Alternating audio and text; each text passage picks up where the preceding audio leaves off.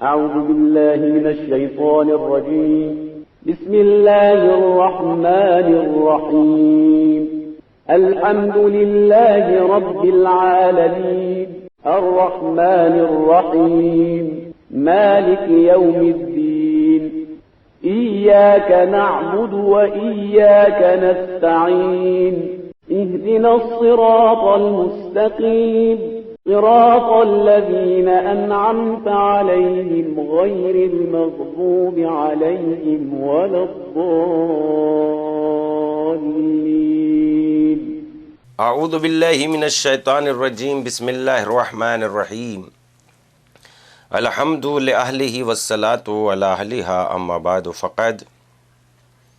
السلام علیکم ورحمۃ اللہ وبرکاتہ. آؤ کتاب پڑھیں. اس پروگرام میں ہم برزخ کا سفرنامہ کتاب پیش کر رہے ہیں اور گفتگو پیج نمبر 212 تک پہنچ گئی تھی. لوگوں کے جو گناہ دنیا میں انہوں نے انجام دیے تھے ان کا کیا انجام ہوگا، کیا نتیجہ ہوگا برزخ میں، وہ آپ کی خدمت میں پیش کر رہے ہیں. آئیے، ہیڈنگ ہے ظالم کے کردار کی ایک جھلک. یہ باتیں ختم ہوئی تو میں نے اس ظالم سے کہا، اگر تمہیں ناگوار نہ گزرے تو ذرا ہمیں دنیا میں اپنے اعمال و کردار کے بارے میں تو کچھ بتاؤ، تاکہ ہمیں معلوم ہو سکے کہ تمہیں یہ دردناک عذاب کن گناہوں کی پاداش میں ملا ہے، سزا میں ملا ہے. ظالم نے کہا، اگر سچ پوچھو تو ہم لوگ جنہیں یہاں پر جمع کر کے عذاب دیا جا رہا ہے، ہم بہت گناہ گار ہیں.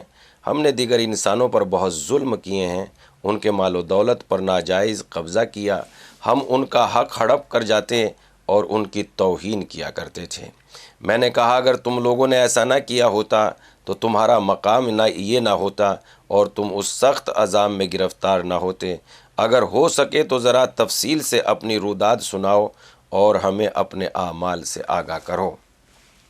اس نے کہا، ہم طاقت، دھوکے اور فریب کے بلبوتے پر کسی سے اس کا حق چھین لیتے اور اسے اپنے نام منتقل کر کے اسے محروم کر دیتے تھے. یعنی کسی کی زمین و جائیداد کو اپنے نام یہ بے نامے کے طور پر کرا لیتے تھے دھوکہ دڑی دینے کے بعد، اور پھر کہتے تھے ہم نے تو اس کی قیمت ادا کر دی. اور یقینی صورت میں دنیا اس جگہ کو کہتے ہیں جہاں ظالم جو چونکہ وہ طاقتور ہے تو لوگ بھی ظالم ہی کا ساتھ دیتے ہیں، مظلوم کی بات کو کوئی نہیں سنتا. جس کے کانوں سے مظلوم کی صدا ٹکراتی ہے اور وہ مظلوم کی آواز پر لبیک کہتا ہوا اٹھ جاتا ہے، وہ تو صحیح معنی میں کربلا کے راستے پر چل رہا ہے. اور حسین ابن علی علیہ السلام نے یہی تو سکھایا ہے کہ نہ ظالم بن کے زندگی گزارو، نہ مظلوم بن کے زندگی گزارو. ظالم کے مقابلے پر آواز بلند کرنا حسین جیسے سورما و بہادروں کا کردار ہوتا ہے، اور جو ظالم سے ٹکرانے کی ہمت پیدا کر لیتا ہے گویا اس نے حسین ابن علی کے راستے کو چن لیا ہے. اور جو ظالم کا ساتھ دیتا ہے یقیناً اس نے یزید و پلید کے راستے کو چن لیا ہے. اس لیے راستے دونوں کے واضح ہیں. کچھ لوگ وہ ہیں جو حسینی راستے پر چل رہے ہیں اور کچھ لوگ وہ ہیں جو یزیدی راستے پر چل رہے ہیں. راستے دونوں معین ہیں. اب چلنا انسان کے اختیار میں ہے. ہم یزیدی راستے پر چل رہے ہیں تو یزیدی ہیں، حسینی نہیں ہو سکتے.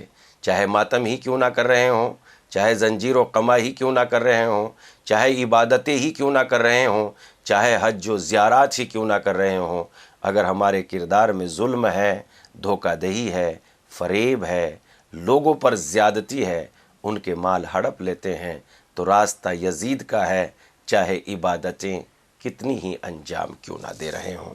لیکن اگر ہم عبادتیں کم کر رہے ہیں اور راستہ ہم اس پر چل رہے ہیں جو حسینی راستہ ہے، ہم ظلم نہیں کرتے، ہم دوسروں کے مال نہیں ہڑپتے، ہم کسی کو خطا بے گناہ سجاتے سزا نہیں دیتے، تو یقیناً یہ حسینی راستہ ہے. بہت کم مختصر سی عبادتیں بھی بہت کمال کو پہنچ سکتی ہے. اس لیے کہ اگر پورا ماحول اور معاشرہ درست ہو اور پیڑ کی جڑ بہت معمولی طریقے سے بھی زمین پر ڈال دی جائے تو رفتہ رفتہ یہ پیڑ مضبوط ہو جاتا ہے. لیکن اگر پیڑ کی جڑ تو بہت مضبوط ہو لیکن اس کو معمولی زمین پر ڈال دیا جائے تو یقینی صورت میں وہ شجر کبھی بارآور نہیں ہو سکتا۔ اس لیے ضروری ہے عبادتوں کی زمین کو مضبوط بناؤ، اس لیے کہ راستہ حسینی اختیار کرو، چاہے دھیرے دھیرے چلو، یعنی سچ بولیں، جھوٹ کے قریب نہ جائیں، کسی کے مال اور دوسروں پر ظلم نہ کریں۔ اور اسی طریقے سے اگر ہم بہت ساری عبادتیں کر رہے ہیں، بہت مثلاً مجلسیں بھی بہت ہیں، بہت کچھ ہماری زندگی میں ہے اور عبادتیں بھی بہت ہیں، نمازیں بھی بہت ہیں، لیکن ہم دوسروں کا مال ہڑپ کر رہے ہیں، خدا کی قسم چاہے کچھ ذہنوں کو یہ بات ناگوار گزر رہی ہو، یہ راستہ درست نہیں ہو سکتا۔ اس لیے ذرا سا ان کا کردار دیکھیں، ظالم کے کردار کی ایک جھلک۔ یہ باتیں ہم ہڑپ کرا لیتے تھے، منتقل کرا لیتے تھے، ہم نے اپنے اقتدار حکومت کو اس کے اصلی اقدار سے چھین کر اپنے قبضے میں کر لیا تھا، حالانکہ قرآن پاک کے مطابق حکومت و اقتدار کے اصل وارث پیغمبران الہی ائمہ معصومین علیہم السلام اور اس کے وہ نیک بندے ہیں جو حکومت حاصل کر کے اس کے ذریعے سے لوگوں کو حق کی ہدایت کریں، لوگ نماز قائم کریں، زکوٰۃ دیں۔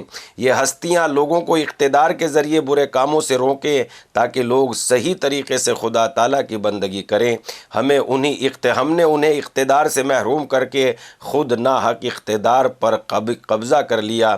ہم نے اس دنیا فانی کی چند دنوں کی رنگینی، عیش و عشرت اور کھلی آزادی کو حاصل کر کے آہستہ آہستہ معاشرے سے امر بالمعروف اور نہی عن المنکر کو ختم کر دیا اور اس کے بجائے معاشرے میں فحاشی، عریانی اور بے حیائی کو فروغ دیا۔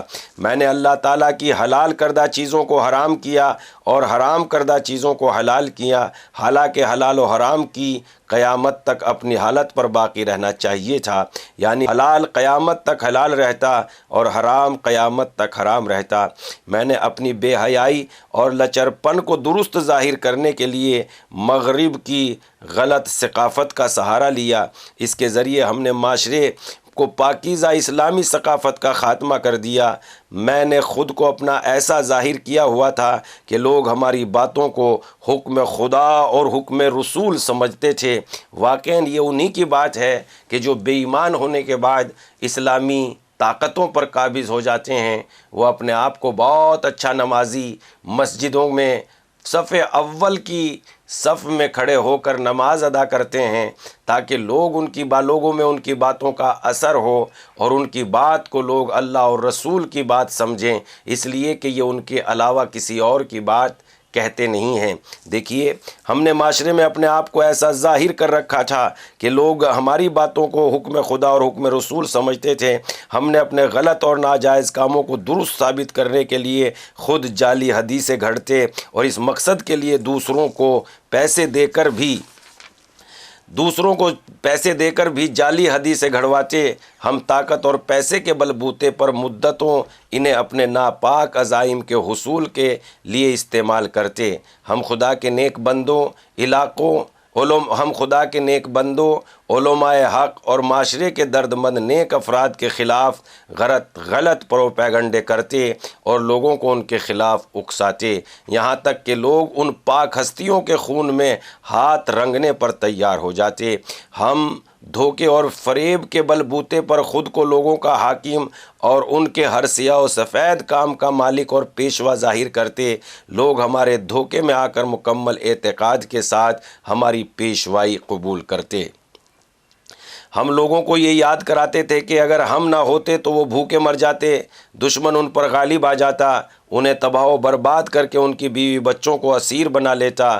ہمارا غلط پروپیگنڈا اتنا مؤثر تھا کہ سادہ لوگ ہمیں دعائیں دیتے اور خدا سے ہماری سلامتی اور طول عمر کی دعائیں مانگتے تھے۔ ہم ان علماء اور مراجع اعظام کے بارے میں جھوٹی افواہیں اڑاتے جو ہمارے ناپاک عزائم سے لوگوں کو باخبر کرتے۔ ہم ان پر جھوٹے الزام لگاتے اور انہیں بد عمل اور بکا ہوا اور بیرونی طاقتوں کا ایجنٹ ظاہر کرتے۔ ظالم کے مددگاروں کا انجام، جو ظالم کی مدد کرے گا اس کا انجام۔ میں نے چند قدم اس طرف ایک شخص کو کھڑے ہوئے دیکھا جس کے سر اور چہرے پر سپاہی تازیانے مار رہے تھے اور مسلسل چیخ چیخ کر مدد مانگ رہا تھا، لیکن کوئی اس کی مدد کرنے والا نہ تھا۔ میں نے کردار سے کہا چلو آؤ اس شخص کے پاس جا کر اس کے حالات معلوم کرتے ہیں، اس سے پوچھتے ہیں کہ اس نے دنیا میں کون سا گناہ انجام دیا تھا جس پر اسے یہ سزائیں دی جا رہی ہیں۔ جب ہم اس کے قریب پہنچے تو کردار نے اس سے پوچھا تم ان ظالم لوگوں کے ساتھ اس جگہ کیا کر رہے ہو؟ تم کون ہو؟ کیا کرتے رہے ہو؟ اور تمہیں یہ عذاب کیوں دیا جا رہا ہے؟ کیا تم ہمیں اس کی وجہ بتا سکتے ہو؟ اس نے کہا کاش تم مجھ سے یہ سوال نہ کرتے، کاش تم مجھ سے ملاقات نہ کرتے، مجھے اپنا تعارف کرواتے ہوئے بڑی شرم آ رہی ہے، مجھے اپنے اعمال بتاتے ہوئے بہت شرمندگی ہو رہی ہے، لیکن چونکہ تم نے پوچھا ہے اس لیے مجھے جواب دینا ہی پڑے گا۔ البتہ تمہیں یہ معلوم ہونا چاہیے کہ میں ظالم نہیں ہوں، میں نے کبھی بھی کسی پر ظلم و ستم نہیں کیا، میں پابند صوم و صلات تھا، قرآن کی تلاوت کرتا تھا، تمام اسلامی تعلیمات پر عمل پیرا تھا۔ مجھ میں صرف ایک برائی تھی اور وہ یہ کہ میں دنیا کے مال و دولت کو جمع کرنے کا بہت طمع و حرص رکھتا تھا، میں روپے اور پیسے اور درہم و دینار پر جان چھڑکتا تھا، میں بغیر محنت کے پیسہ کمانے کے لیے اپنی زبان اور قلم سے ظالم و جابر حکمرانوں کی مدد کیا کرتا تھا، ان کی تعریف کرتا، ان کے حق میں تحریر لکھتا اور اہم عوامی محافل و اجتماعات میں ان کے ناجائز کاموں پر دلی خوشی کا اظہار کرتا اور انہیں درست ثابت کرنے کے لیے ان کی مخالفوں سے بحث و تکرار کرتا۔ کردار نے یہ سن کر کہا اپنے اس طرز عمل کی وجہ سے تم ظالموں سے کم نہیں ہو، دین کے پیشواؤں کے فرامین کے تحت تم جیسے افراد بھی ظالم شمار کیے جاتے ہیں۔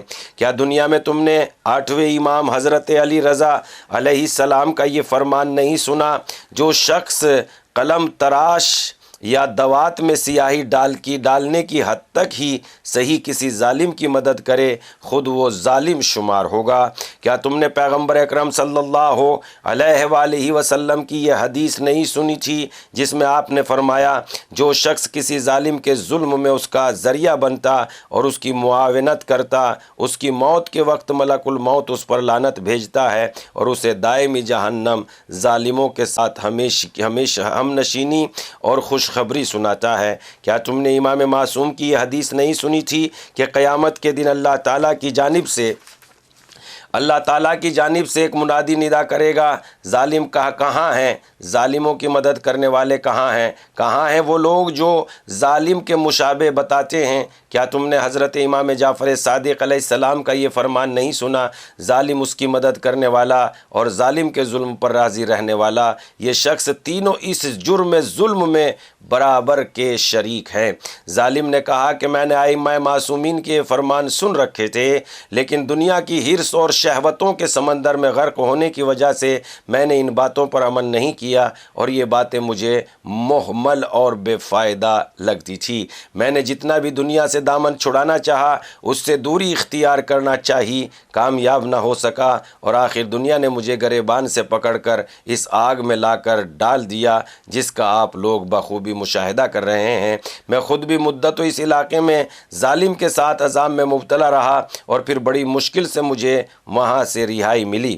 ہم اس خطرناک جنگل و بیابان جہاں طرح طرح کے وحشی درندے سانپ اور بچھو موجود تھے میرے رات بسر کرنا چاہتے تھے، بلکہ کسی محفوظ جگہ پر پہنچنا چاہتے تھے، اس لیے حیرت اور غم و اندوہ کے سلسلے میں غم و اندوہ کے عالم میں وہاں سے آگے کی جانب روانہ ہو گئے۔ لیکن ہم جتنا بھی آگے چلتے اگلی منزل دکھائی دے رہی تھی۔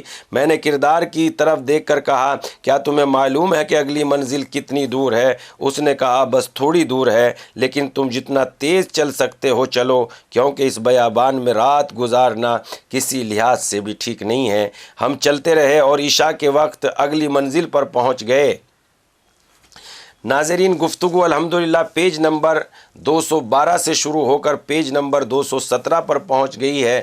چونکہ اگلی ہیڈنگ اگر شروع کرتے ہیں تو بات طویل ہو جائے گی، اس لیے گفتگو کو یہیں پر تمام کرتے ہیں، پھر ہم آپ کی خدمت میں حاضر ہوں گے۔ تب تک کے لیے خدا حافظ۔